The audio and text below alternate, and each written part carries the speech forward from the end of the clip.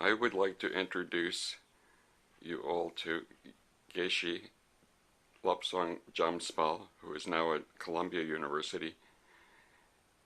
In the 60s up till 70s, Geshe La spent 13 years at Sanskrit University. I'm going to ask what Sanskrit University was like in those days. What was it like when you first came to Sanskrit University, and how did you come to go to Sanskrit University? Yes, it was 1958. I was going to Tibet to study in the Geshe Lobsang Monastery, where I was about 7 years.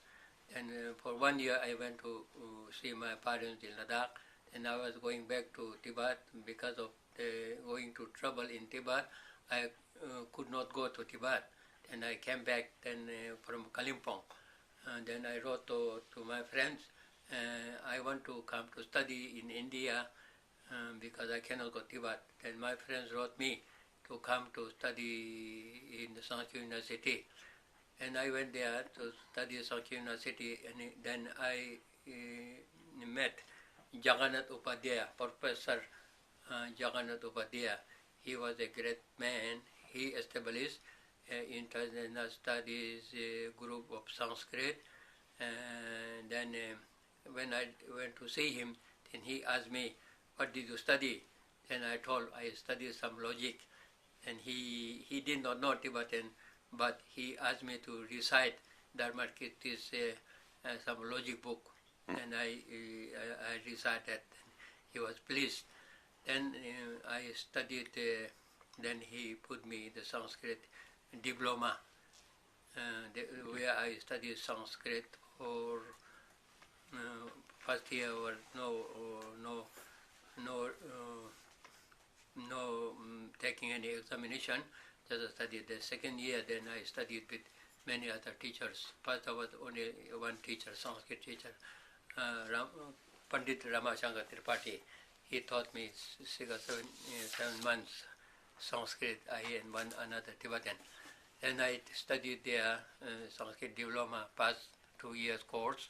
Then I studied Sanskrit in Shastri, called equivalent to BA.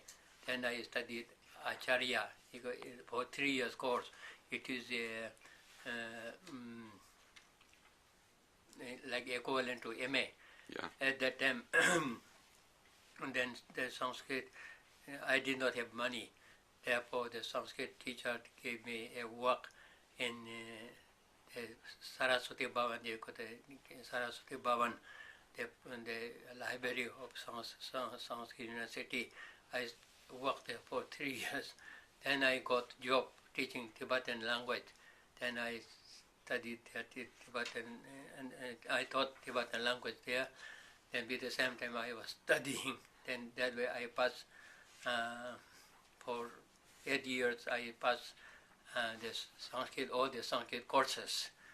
Then I was teaching there. Then I also did, after that. After you got your Acharya degree, Acharya, that was the highest degree. Yeah, 68 I got the Acharya degree. Then after that I also was appointed as a teacher, professor of the Tibetan Institute. I taught there for 3 years. Right, I was one of your first students for the Tibetan diploma. Yeah, then Arthur Mandelbaum was the Tibetan first American student to study with me Tibetan. Then still Arthur Mandelbaum is still studying Tibetan with me. you.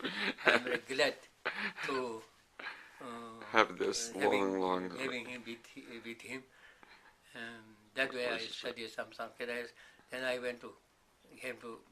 I wanted to do PhD in Sanskrit University because of many work helping the Tibetan I could not do. Then I went to Delhi University, I could not do there also. Then I came back here, the United States, in 1974. Then I wanted to study in Columbia University. There I got my PhD under the guidance of Professor Alex Wyman.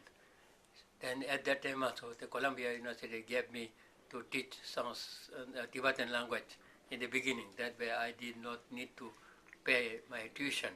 Then at the same time, for 2 or 3 times I got scholarship.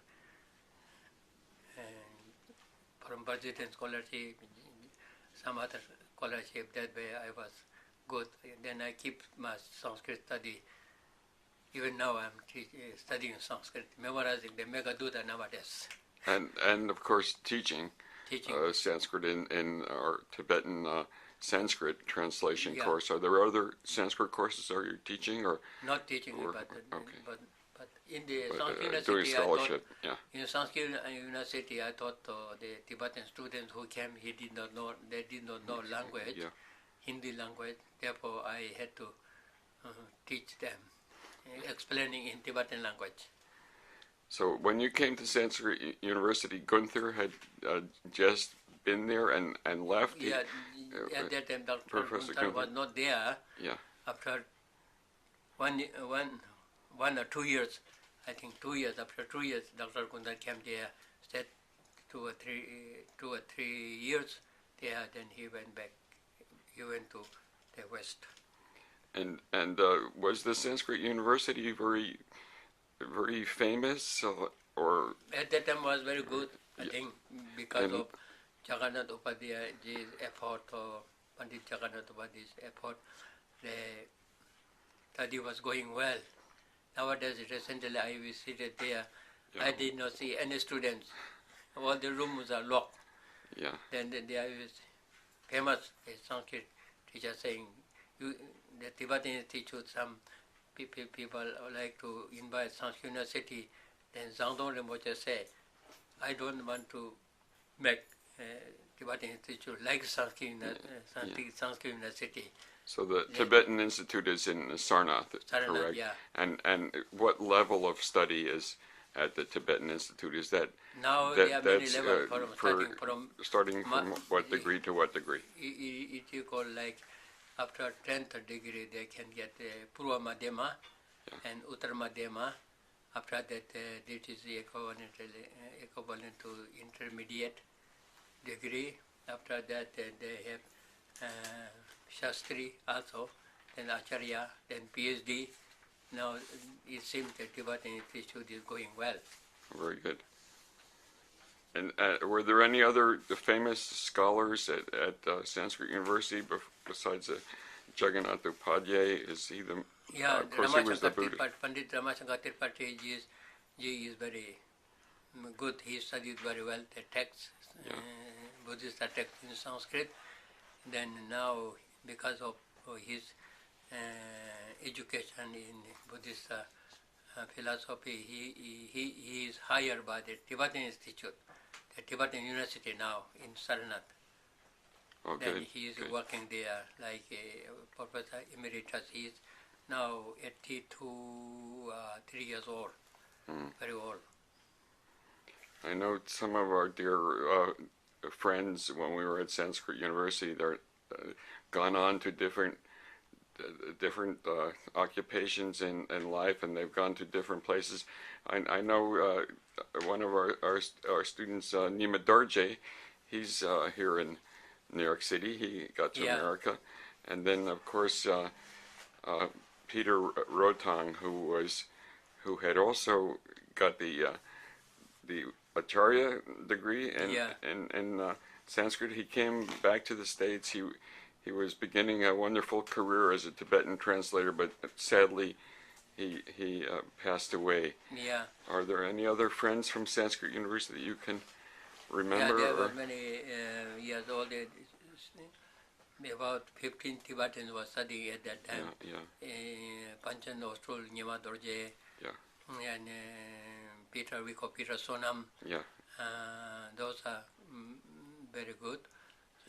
Peter Sonam, because of having his Sanskrit degree in Acharya, then he got Columbia University to do his PhD. He got his PhD at Columbia University. Good.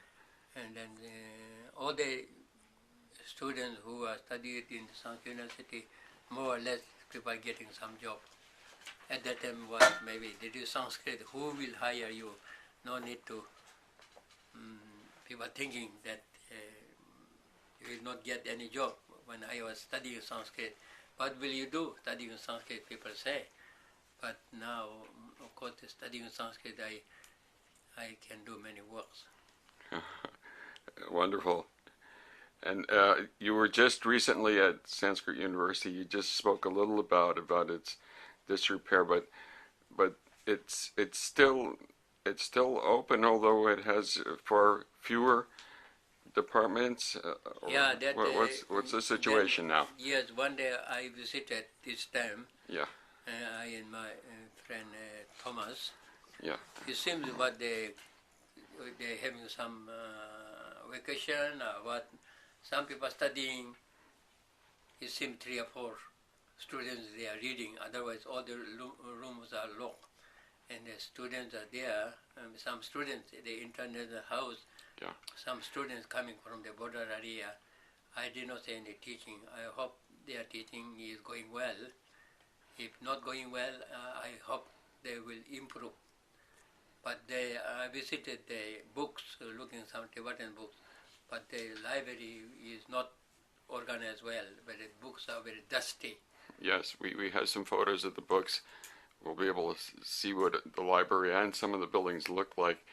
In our dormitories, they've built another story now. Yeah, it is very sad to see the Sanskrit University. All the what I thought at that time was very open space. Yeah. It can go hand there. Now there are more buildings. The place become very narrow. Yes. Because many buildings. Yeah, And, not so spacious anymore. Yeah, but materially the buildings are developing, but the studies seem not developed. But I hope in the future they will develop the Sanskrit studies. Is that enough? Yeah. Then what do you feel? You study there, Athar? Well, that's why I'm having the interview with you, because I'd like to know what is going on now, and especially it's wonderful to get the pictures back from what it looks like now. Of course, we all have great, wonderful memories of Sanskrit University, studying with you, and with with many wonderful Tibetans there, and some of the Tibetans who were also excellent scholars who we studied with, although not officially.